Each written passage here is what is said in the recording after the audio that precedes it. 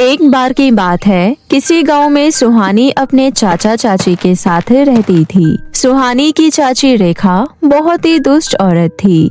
रेखा बिल्कुल नहीं चाहती थी कि सुहानी उसके घर में रहे। रेखा सुहानी को बहुत ज्यादा परेशान करती थी ताकि सुहानी उसके घर से भाग जाए। रेखा सुहानी से घर का सारा काम कराती थी, झाड़ू, पोछा, बर्तन, कपड़े। रेखा सुहानी को सिर्फ एक वक्त का ही खाना देती थी, वो भी रूखा सूखा। अरे ओ सुहानी की बच्ची, इतनी आराम आराम से काम क्यों कर रही है? तुझे पता नहीं है क्या, आज मेरी बहन मुझसे मिलने आ रही है। घर की अच्छे से सफाई कर और स्वादिष्ट स्वादिष्ट खाना बना, और खाना बनाने के बाद खाने की तरफ आंख उठाकर भी मत देखना। जी चाची जी, मैं सारा काम कर दूंगी और खाना बनाकर भी रख दूंगी। बेचारी सुहानी बिन माँ बाप की बेटी सारा दिन काम करती रहती थी और अपनी चाची की मार भी खाती थी। शाम होते ही रेखा की बहन रीना घर आ जाती है। दोनों बहनें बहुत मजे से खाना खाती है। सुहानी को बहुत तेज भूख लग रही थी, इसलिए वो अपनी चाची के पास आती है और कहती है, चाची जी, मेरे खाने का समय हो गया है, क्या मैं खाना खा लूं? अरे ओ मनहूस, तुझे दिखाई नहीं दे रहा कि मैं अपनी बहन से बातें कर रही हूँ? अपनी मनहूस शकल लेकर कहीं भी आ जाती है। अगर एक दिन खाना नहीं खाएगी तो मर नहीं जाएगी। खाने का समय हो गया, खाना दे दीजिए, मनहूस कहीं की। ऐसा कहकर रेखा उठती है और कल रात की बची हुई रोटी सुहानी के आगे फेंक देती है और उससे कहती है, ये ले, भर ले अपना पेट। सुहानी जैसे तैसे खाना खा लेती है और पानी पीकर सो जाती है। सुबह होने के बाद सुहानी रोज की तरह कामों में जुट जाती है। रेखा और रीना दोनों कमरे में बैठकर बातें कर रहे थे। दीदी, क्या आपने सुना है, गांव में एक ब्यूटी कंपटीशन होने वाला है। मैं यहाँ पर आपके पास इसलिए आई हूँ, मुझे ब्यूटी कंपटीशन में जाना है और जीत कर भी आना है। और आप तो मेरी सुंदरता को जानती हो कि मैं कितनी सुंदर हूँ, लेकिन दीदी, उस ब्यूटी कंपटीशन में सिर्फ लहंगा पहनकर ही जा सकते हैं। आपको मुझे एक लहंगा दिलाना होगा। हाँ हाँ, क्यों नहीं, तू तो मेरी छोटी बहन है। मैं तुझे अच्छे ब्रांड का लहंगा दिलवाऊंगी और देखना, तुम ही इस ब्यूटी कंपटीशन को जीत कर आओगी। सुहानी रेखा और रीना की बातें सुन लेती है। सुहानी भी बहुत सुंदर थी और वो भी ब्यूटी कंपटीशन में भाग लेना चाहती थी, इसलिए वो मन ही मन कहती है, कंपटीशन में जाने का तो मेरा भी मन कर रहा है, लेकिन चाची जी लहंगा दिलाएंगी या नहीं पता नहीं। एक बार मैं चाची जी से बात करके देखती हूँ, हो सकता है वो मुझे लहंगा दिला दे।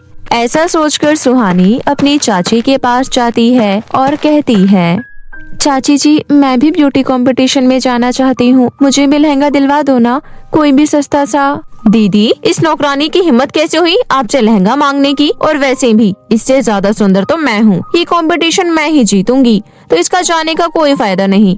और आप इसको कुछ कह क्यों नहीं रहे? आपने इसको कुछ ज्यादा ही सर पर चढ़ा रखा है। कह तो तू सही रही है, रुक मैं इसको अभी बताती हूँ। इतना कहकर रेखा सुहानी को बहुत मारती है।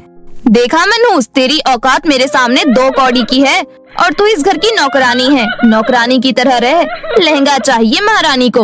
आज के बाद अगर मुझसे कुछ भी मांगा, आज तो सिर्फ मारा है, अगली बार घर से भगा दूंगी। पता नहीं कौन सा मनहूस दिन था जो इसके माँ बाप इसको यहाँ पर छोड़कर चले गए थे। दीदी छोड़िए ना, इसकी वजह से आप अपना दिमाग मत खराब कीजिए। चलिए हम लहंगा खरीदने चलते हैं।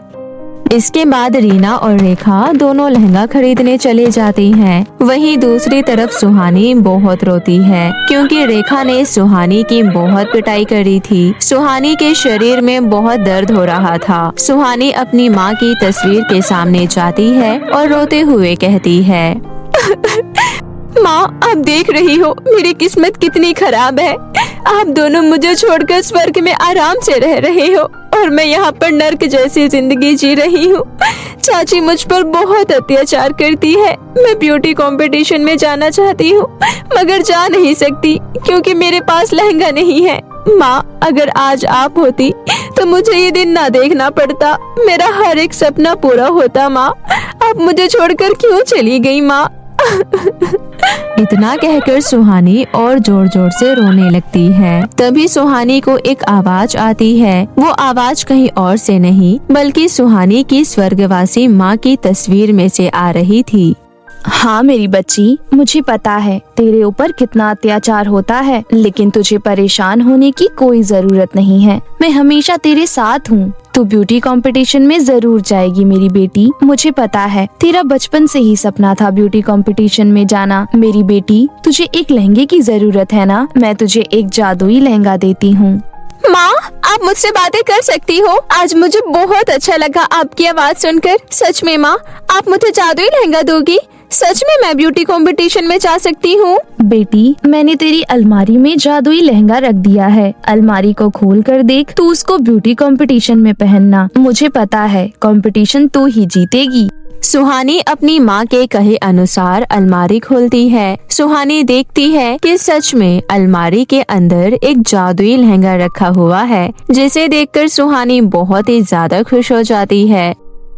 वहीं दूसरी तरफ रीना और रेखा भी घर आ चुकी थी। वो दोनों भी एक सुंदर सा लहंगा लेकर आती है, लेकिन जादुई लहंगे के सामने उनका लहंगा कुछ नहीं था। ए सुहानी, कहाँ पर है? जल्दी से हमारे लिए फ्रेश जूस लेकर आ। ऐसे ही समय बीत रहा था और वो दिन आ जाता है जिस दिन ब्यूटी कंपटीशन था। रीना और रेखा ब्यूटी कंपटीशन में चली जाती है। सुहानी भी ब्यूटी कंपटीशन में गई थी, क्योंकि सुहानी उस लहंगे को पहनकर पहले से भी बहुत ज्यादा सुंदर हो चुकी थी। किसी की भी नजर सुहानी से हट ही नहीं रही थी, क्योंकि उसका लहंगा बहुत ही चमक रहा था। सुहानी उस ब्यूटी कंपटीशन को जीत जाती है, जिसे देखकर रीना और रेखा बहुत ज्यादा गुस्सा हो जाती है। घर आने के बाद रेखा सुहानी से कहती है, क्यों रे मनहूस, जब तेरे पास इतना सुंदर लहंगा था, फिर तू मेरे पास क्यों आई थी? अब मुझे सच सच बता, तेरे पास ये लहंगा कहाँ से आया? चाची जी, मुझे ये लहंगा मेरी स्वर्गवासी माँ ने दिया है। ये कोई मामूली लहंगा नहीं है, ये एक जादुई लहंगा है। इस लहंगे को जो भी पहनेगा वो बहुत सुंदर हो जाएगा। दीदी, ये कह तो बिल्कुल ठीक रही है। जब इसने ये लहंगा पहना था तो ये कितनी सुंदर लग रही थी। अब इससे ये लहंगा छीन लेना चाहिए। ये जादुई लहंगा लो और इसको घर से बाहर भगा दो। उसके बाद हम इसी लहंगे को पहनकर और भी सुंदर हो जाएंगे और बड़े बड़े कंपटीशन में भाग ले लेकर जीतेंगे और बहुत सारे पैसे कमाएंगे।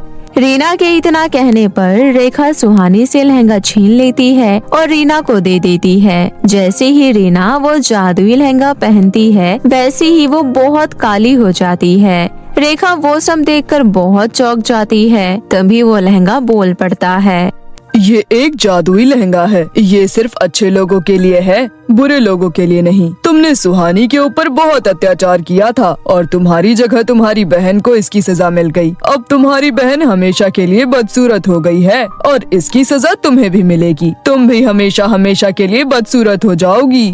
तभी उस जादुई लहंगे में से एक रोशनी बाहर आती है और सीधा रेखा के ऊपर जाती है। उस रोशनी से रेखा बहुत ही ज्यादा काली हो जाती है। उसके बाद सुहानी अपना जादुई लहंगा लेकर वहाँ से चली जाती है। और अब सुहानी बहुत अमीर हो चुकी थी। अब वो गरीब बच्चों की मदद किया करती थी और अब खुशी खुशी अपना जीवन बिताने लगती है। काली परी ने की गरीब की मदद। अरे यार, ये साची यहाँ भी आ गई। एक तो इतनी काली और बदसूरत है कि इसे देखते ही मेरा मूड खराब हो जाता है, और ऊपर से इतना सुनाने और बोलने के बाद भी इसे बिल्कुल भी शर्म नहीं आती, और ये कहीं जाकर डूब के मरती भी नहीं है। अरे रहने दो आकांक्षा, शर्म तो इंसानों के अंदर होती है, परंतु ये तो परी है, इसे किस बात की शर्म? तुम्हें जो सुनाना इसे सुना लो, इसे फर्क नहीं पड़ता, क्योंकि अगर पड़ता होता तो अभी तक यहाँ नहीं रुकी होती। सही बात है, इतनी सुंदर पार्टी का माहौल भी अपने काले रंग की वजह से खराब कर रही है। सांची परी बाकी परियों के साथ परीलोक में रहा करती थी, परंतु वो बाकी परियों से थोड़ी अलग थी, जहाँ सभी परियां अत्यंत सुंदर और मनमोहक थी। वहीं दूसरी ओर सांची का रंग काला था, जिस वजह से परीलोक की घमंडी परियां सांची को हमेशा उसके काले और भद्दे होने का एहसास दिलाया करती थी। परंतु सांची हमेशा इसे अनदेखा करने की कोशिश करती थी, लेकिन कई बार उन घमंडी परियों की बातें सांची परी के मन में लग जाती थी। दिन ऐसे ही बीत रहे होते हैं। एक दिन परीलोक के बगीचे में बहुत सारी परियां आपस में एक दूसरे के साथ खेल रही होती है। तभी वहाँ पर सांची परी आ जाती है। लो, अब ये यहाँ भी आ गई। कभी कभी तो मुझे लगता है ये किसी आसमान के काले साई की तरह है, कहीं भी और कभी भी आ जाती है। सही बात है, वैसे भी ये परी के नाम पर धब्बा है। लोग परियों को सुंदर, खूबसूरत और मनमोहक रूप में देखना चाहते हैं, परंतु ये उसके बिल्कुल विपरीत है। इसे देखकर कोई इसे परी तो नहीं, परंतु हाँ, चुड़ैल जरूर समझ लेगा। ऐसा कहकर वो दोनों घमंडी परियां मिलकर हंसने लगती है। सांची को उनकी बातें बुरी लगती है, परंतु वो कुछ नहीं कहती और परीलोक के बगीचे में बने पेड़ों से बातें करने लगती है। तभी उस बगीचे में एक बहुत ही सुंदर राजकुमार आता है। उसे देखकर सारी परियां उसके आसपास मंडराने लग जाती है। इतनी भीड़ देखकर सांची भी उधर जाती है। तभी आकांक्षा सांची को देखकर कहती है, क्या बात है, फूल को देखकर भंवरा भी इधर आ गया। अरे आकांक्षा, तुम इसकी तुलना भंवरे से करके भंवरे का मजाक बना रही हो। हाँ, तुमने बिल्कुल सही कहा। आकांक्षा और मोना ऐसी बातें बना रही होती है, लेकिन सांची का ध्यान केवल राजकुमार पर होता है। परंतु राजकुमार सांची को एक नजर देखते ही अपना मुंह मोड़ लेता है, जैसे उसने किसी बहुत ही गंदी चीज को देख लिया हो। राजकुमार का ऐसा बर्ताव देखकर सांची को बहुत बुरा लगता है और वो आंखों में आंसू लेकर वहाँ से चली जाती है। हे ईश्वर, मुझसे ऐसी क्या भूल हो गई थी जो तूने मुझे ऐसा रंग रूप दिया। कभी कभी तो लगता है कि वो घमंडी परियां सही ही कहती हैं। मुझ जैसी शक्ल वाली को तो कोई भी परी नहीं कहेगा। आखिर क्यों तूने मुझे ऐसे बनाया। ऐसा कहकर सांची रोने लग जाती है। तभी वहाँ पर एक बूढ़ी परी आती है और सांची को देखकर कहती है, सांची, परीलोक में ही केवल खूबसूरती का ये दिखावा चल रहा है। तुम धरती लोक पर जाओ, वहाँ पर तुम्हें हर प्रकार और हर रंग के लोग मिलेंगे और मेरा विश्वास करो, वहाँ तुम्हारा कोई भी मजाक नहीं बनाएगा। अगर तुम लोगों के साथ अच्छा करोगी तो लोग भी तुम्हारे साथ अच्छा ही करेंगे। क्या आप सच कह रही हैं? हाँ, ये बात मैं तुम्हें अपने अनुभव के अनुसार बता रही हूँ। सांची को उस बूढ़ी परी की बात बड़ी प्रभावित करती है, इसलिए वो पृथ्वीलोक पर चली जाती है। क्या बात है, उस वृद्ध परी ने तो बिल्कुल सही कहा था। यहाँ तो हर प्रकार, हर रंग और हर पहनावे के लोग हैं, परंतु कोई किसी को कुछ नहीं कह रहा, कोई किसी का मजाक नहीं बना रहा। सब एक साथ हंसी खुशी रह रहे हैं। ये सब देखकर सांची बहुत खुश होती है और अपने दिन वहीं बिताने लगती है। वो एक छोटा सा घर ढूंढ लेती है और एक आम इंसान का भेष बनाकर वहीं रहने लग जाती है। दिन ऐसे ही बीत रहे होते हैं। एक दिन सांची के मन में विचार आता है। मेरे साथ के घर में रहने वाली पड़ोसन बता रही थी कि यहाँ पास वाला जंगल बहुत सुंदर है। मुझे वहाँ जाना चाहिए और पृथ्वी लोक की खूबसूरती का आनंद लेना चाहिए। इसके बाद सांची उस जंगल की तरफ निकल पड़ती है। वो जंगल सच में बहुत ज्यादा खूबसूरत होता है। अलग अलग तरह के पेड़, फल, फूल, पौधे, जानवर, सब कुछ बहुत सुंदर होता है। सांची परी ये सब देखकर आगे बढ़ रही होती है कि तभी उसे एक छांवदार पेड़ के नीचे एक बुढ़िया रोती हुई दिखाई देती है। सांची उस बुढ़िया के पास जाती है। क्या हो गया अम्मा, आप रो क्यों रही हैं? सब ठीक तो है ना? कुछ भी ठीक नहीं है, वो ले गई। कौन ले गई और क्या ले गई? आप पूरी बात बताइए। मेरे पास जीविका चलाने के लिए केवल एक ही गाय थी और उस गाय को मैं आज इस जंगल में चराने के लिए लाई थी। मैं उसे घास चरा ही रही थी कि तभी एक चुड़ैल आई और मेरी गाय को मेरे पास से ले जाने लगी। जब मैंने पूछा कि वो ऐसा क्यों कर रही है तो उसने कहा कि उसे एक बहुत बड़ा यज्ञ करना है और उसके लिए उसे एक गाय की बलि देनी है, इसलिए वो मेरी गाय को ले जा रही है। ये तो उस चुड़ैल ने बहुत ही गलत किया। बेटा, मैं बहुत ही गरीब हूँ। वो गाय ही मेरा एकमात्र सहारा थी। अब ना जाने मैं कैसे जीऊंगी। आप चिंता मत कीजिए, आपकी गाय को मैं बचा कर ले आऊंगी। पर तुम उस चुड़ैल का सामना कैसे करोगी? तुम तो एक मामूली इंसान हो। तभी सांची परी अपना रूप बदलकर वापस परी के रूप में आ जाती है। मैं एक परी हूँ और अब आप चिंता मत कीजिए, कुछ ही देर में आपकी गाय आपके पास होगी।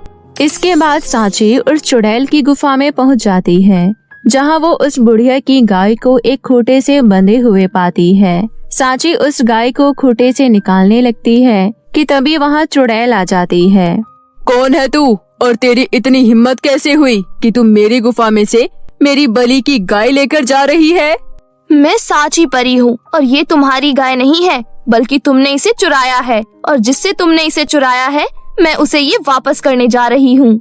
एक बार जो चीज मैंने ले ली वो मेरी हो जाती है और कोई भी उसे मुझसे वापस नहीं ले सकता। इसके बाद चुड़ैल और सांची में बहस शुरू हो जाती है और ये बहस युद्ध का रूप ले लेती है। कुछ देर तक सांची और चुड़ैल में घमासान युद्ध चलता है, परंतु फिर सांची अपने दिमाग और शक्तियों का सही इस्तेमाल करके उस चुड़ैल को उसी की अग्नि में भस्म कर देती है, जिससे चुड़ैल वहीं जलकर खत्म हो जाती है। इसके बाद सांची उस बुढ़िया की गाय वापस ले आती है और उसे सौंप देती है। तुम्हारा बहुत बहुत धन्यवाद बेटा, तुमने इस गरीब के जीने का सहारा बचा लिया। आपको धन्यवाद देने की जरूरत नहीं है, एक परी होने के नाते ये करना मेरा फर्ज बनता है। इसके बाद सांची वहाँ से जाने लगती है। तभी वो बुढ़िया सांची को रोक लेती है और कहती है, तुमने मेरी इतनी मदद की है, मैं चाहती हूँ तुम मेरे साथ मेरे घर आओ और कुछ समय बिताओ। पहले तो सांची कुछ देर सोचती है, परंतु फिर वो उस बुढ़िया के साथ चल देती है। वो बुढ़िया एक छोटी सी झोपड़ी में रहती थी। वो सांची को एक मचान पर बिठाती है और उसे खाने के लिए खाना देती है। खाना खाने के बाद वो लोग बातें करने लगते हैं। तभी वो बुढ़िया बातों बातों में सांची से पूछ लेती है, बेटा जहाँ तक मैं जानती हूँ परियां तो परीलोक में रहती है, फिर तुम यहाँ पृथ्वी लोक पर क्या कर रही हो? इसके पीछे एक बहुत ही लंबी और दुख भरी कहानी है अम्मा। अगर तुम चाहो तो मुझे बता सकती हो। इसके बाद सांची एक एक करके हर पहलू और कहानी उस बुढ़िया को बताती है। तुम्हारे साथ जो भी हुआ बहुत गलत हुआ। बेशक तुम्हारा रंग काला है, परंतु तुम्हारा मन बहुत ही साफ है। लेकिन वहाँ कोई मन नहीं देखता। वहाँ सब कहते हैं परियों का खूबसूरत होना ही मायने रखता है। और फिर वहाँ की रोज रोज की जिल्लतों से मैं परेशान आ चुकी थी, इसलिए मैं यहाँ धरती लोक पर आ गई, जहाँ मुझे ना कोई जानता है और ना ही कोई पहचानता है और ना ही यहाँ कोई मुझे ऐसे ताने सुनाता है। अगर तुम चाहो तो मैं तुम्हारी मदद कर सकती हूँ और उसके बाद तुम वापस परीलोक जाकर खुशी खुशी रह सकती हो। मैं कुछ समझी नहीं। तभी वो बुढ़िया जाती है और अपनी झोपड़ी की एक कोने में पड़ी एक पोटली को उठाकर सांची के सामने लाकर रख देती है। ये क्या है? इसे खोल कर देखो। सांची वो पोटली खोलती है। उस पोटली के अंदर मुल्तानी मिट्टी होती है। ये तो मुल्तानी मिट्टी है। ये कोई आम मुल्तानी मिट्टी नहीं, बल्कि जादुई मुल्तानी मिट्टी है। इसे 1 महीने तक हर रोज अपने चेहरे पर लगाने से तुम हमेशा हमेशा पूरे जीवन के लिए अत्यंत खूबसूरत और मनमोहक बन जाओगी। क्या आप सच कह रही हो?